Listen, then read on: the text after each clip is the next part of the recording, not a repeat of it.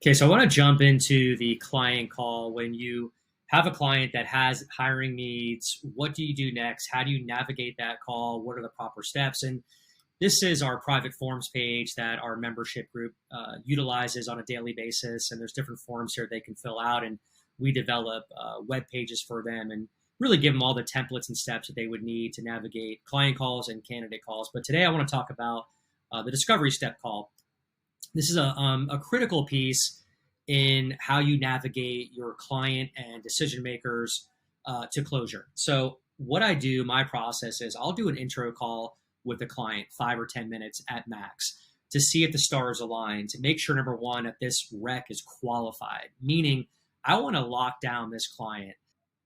All right, so real quick, let's jump into it. So the discovery call should be about 45 minutes long, and you want to have every decision maker on this Zoom call and make that very clear in your intro call and with the email follow-up afterwards, why that's important.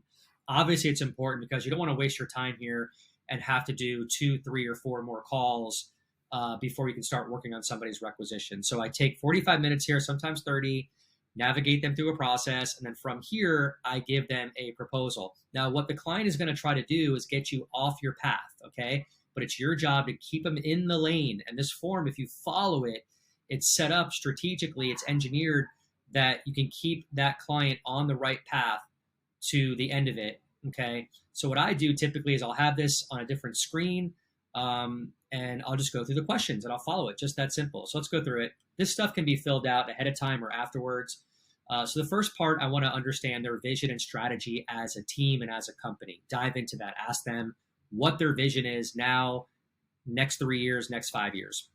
How does this role going to affect the vision that you have right now? The person that we're going to find for you, how will it affect that vision?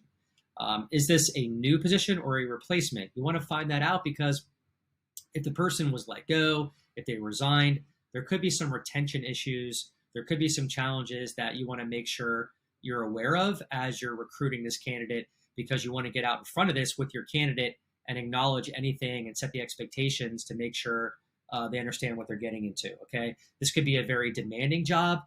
You want to learn that. Maybe that's why the other person resigned. They just got burnt out. So you want to lay that expectation out and really instill fear in that candidate. Like, hey, this job is extremely hard. It's like working 15-hour days around the clock on weekends. There's travel involved. I mean, do you really want to do this? That's how I recruit. I really talk my candidates out of the role, and I let them convince me otherwise. Because that's why this is a good question to ask right here. Urgency. So this is critical. Let's find out how urgent this is for this company to hire. I like to ask the question, hey, Mr. Manager, on a scale from 1 to 10, 10 being the most urgent, where do you rank the urgency of you hiring for this position right now? If they give you an answer of really 8 and below, you got to dig deeper. If they tell you 7, okay, well, why is it not a 10?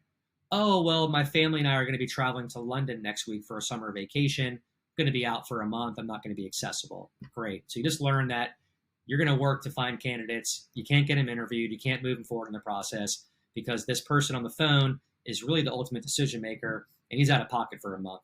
This is the stuff that you will glean from that question, really important to ask. Some of these questions are aggressive, use at your own discretion, but they really open up some pain. I don't always use these questions. I kind of get a feel for it on the call if I need to go there or not. But this really opens up pain, right? So what is the consequence of not making this hire?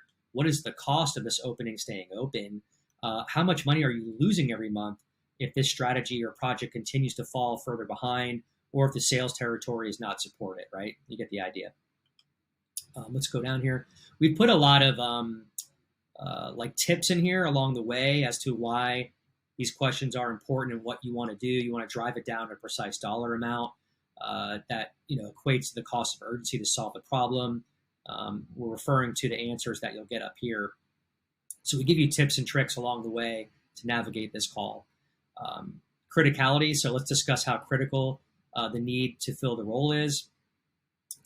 Again, more internal notes. You just follow this.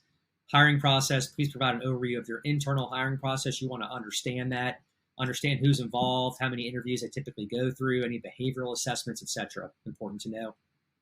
More internal notes for you to study. Markets you build or service. What is your current market position? Are you a startup? Did you have any growth the past 2 to 3 years, growing, etc.? What are your annual revenues? You want to share this with your candidates. That's why you ask this question. Some of this stuff you don't always need to use, but it's good to have on here. The role in the team, overall staff size. Are you international as well? Size of the group. How do you operate this role of the group? We have some drop downs here, some selections. Outlook for the new hire. What are the biggest obstacles and challenges facing the new hire? Let's keep going down here. Key short and long-term objectives the person needs to meet. So short-term objectives, long-term. This is really important. This is really what matters, right? So I talk about forward-thinking interviews, not backwards-thinking interviews. The difference in that is many recruiters will talk about what a candidate did 5, 10, 15 years ago. That's going backwards. You want to go forward. Like, what are the objectives of this role in this new position, and how is your candidate going to tackle those objectives over the next 3 to 6 months? Almost like a business plan that we can write up for your candidate to present to this client of how they're going to tackle these objectives. That's what the client cares about. They don't care about what the person did 10, 15 years ago or where they went to college.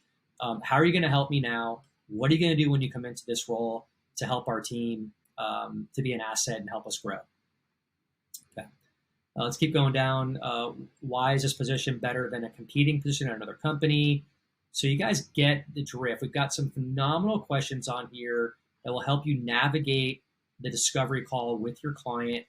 If you don't have something like this, I'd highly recommend it. The devil is in the details. You got to be prepared for this call. This is probably one of the most critical steps in your hiring process. And when you put this much detail into your discovery call, you automatically become a trusted advisor with your client. What we have noticed with our staffing organization is that when we are able to get a new client from intro call to discovery call, our closure rates are over 85%. So we have such a high likelihood after this call of closing that client for a pretty hefty retained search fee. So from here, you'll have things like the objections, like the client will want to get you off path and ask you what your pricing is. Don't go there yet, okay? You need to get through this form. You need to politely and respectfully tell the client that you're performance-based. You have to have these answers in order to develop a customized proposal. In the proposal, they will see a lot of what they've answered here, and you will construct a customized price for them. Okay, that's how we do it. So hope this helps, guys.